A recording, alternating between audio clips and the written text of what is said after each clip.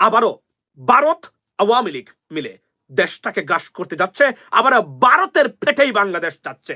আশ্চর্যজনক হলেও সত্য, এই ঘটনাই বাংলাদেশে করতে যাচ্ছে। লেডিস এন্ড জেন্টলম্যান, যতটা ভালো কাজ তারা করতে চেয়েছে প্রত্যেকটা কাজেই বাধা দিচ্ছেন রাজনীতিবিদরা এবং একটা গোষ্ঠী।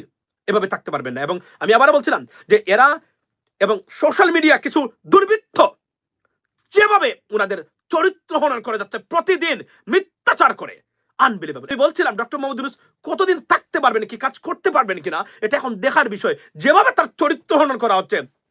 বাট যে ধরনের জুচ্চতা, কারণ এরা, আমি বারবার বলছি, এরা ইজ্জতওয়ালা মানুষ, এরা টাকা চুরি করে এখানে আসে নাই, এরা লুটপাটকারী নয়, এরা বেজ্জতি নয়, এরা রাজনৈতিক দুর্বৃত্ত প্রাণী নয়।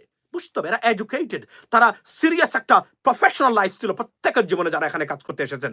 আমি তো একবার বলছি স্যার আপনি চলে যান, দিয়ে যান তাদের হাতে, দেখি না তারা কিভাবে চলাফেরা করে, দেখি না এদেশকে তারা কি কোথায় নিয়ে যায়, আমরা দেখতে চাই। আমরা 53 বছর দেখি নাই, দেখেছি। এই দুর্বৃত্ত শ্রেণীর ডিসফাংশনাল, অযোগ্য, অপদার্থ রাজনীতিবিদরা কোথায় নিয়ে যেতে পারে, ক্ষমতা তাদের আছে, আমরা দেখতে চাই। দিয়ে যান আপনি তাদের কাছে, আমরা আছি তো, আমরা দেখবো তারা কোথায় নিয়ে যায় দেশটাকে। লেডিস এন্ড জেন্টলম্যান, আপনারা আবার মাঠে নামতে হবে। আরো একটা 5th অগস্ট বা জুলাই বিপ্লবের নামে দেশের দুর্বৃত্তায়িত রাজনীতিবিদদের বিরুদ্ধে আপনাদেরকে মাঠে নামতেই হবে, তার কোনো বিকল্প নেই। না হলে এ দেশ আবারও ভারতের দখলে, আওয়ামী লীগের দখলে যাচ্ছে। Wait for that, it's not that fur.